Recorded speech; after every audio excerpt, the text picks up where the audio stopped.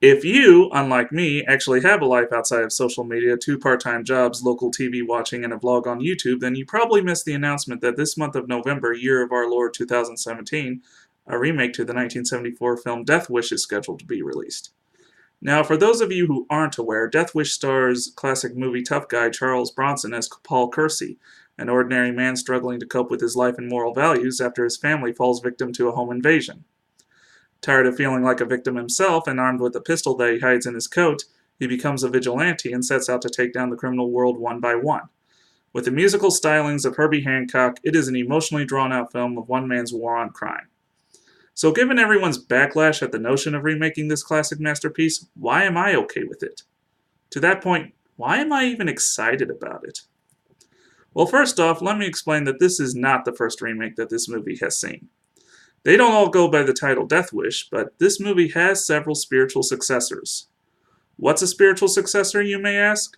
A spiritual successor is kind of like a sequel, or remakes in this case, that does not build up the story of the previous film, yet establishes many of the same elements, themes, and styles of it.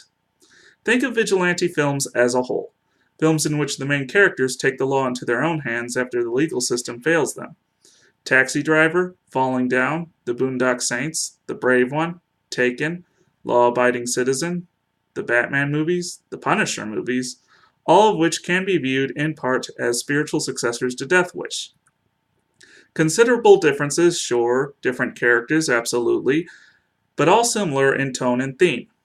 Boondock Saints especially pays tributes by discussing Charles Bronson in passing conversation, albeit incorrectly, I must add, as I don't ever recall Charlie Bronson ever having rope in any of the Death Wish movies.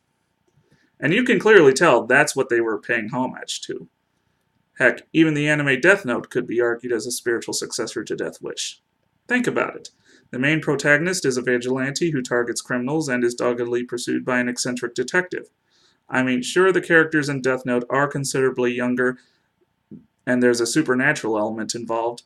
Still, those who watch the movie Death Wish and the anime Death Note can clearly see an element of similarity. What else am I looking forward to? The value of modern retelling. I've explained before in a previous vlog entry that this isn't a problem with me in regards to remaking films.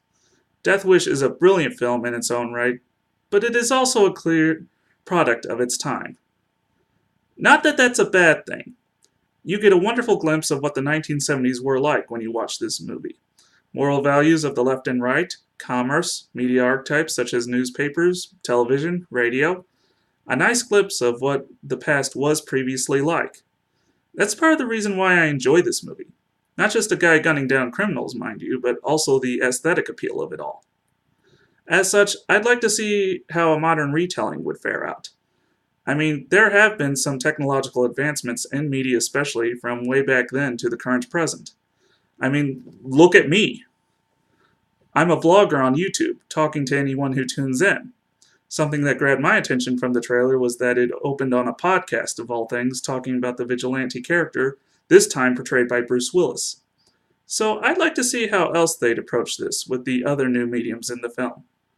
Ultimately, what I'm really looking forward to? Bruce Willis as Paul Kersey. I mean, granted, he wasn't my first choice. To that point, I don't think I really know who I would pick. Maybe Javier Bardem. I mean, I've seen him too often in villainous roles. I'd like to see him in a heroic one at least once.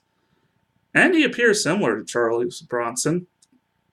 Still, I'll acknowledge that Bruce Willis isn't a bad pick, despite the shaved head. He looks the part and is age appropriate for the role.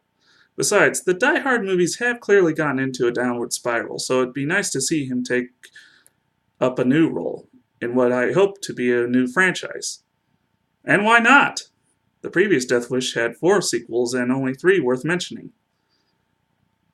Hey, if you enjoyed this entry, click like and subscribe to view more in the near future. If you have any suggestions, please let me know in the comment section below. I'd be looking forward to hear from you. I'm Mike, and this has been a Penguins Rock production. Hey, what's this? What? It's been moved to March of next year? Son of a bitch!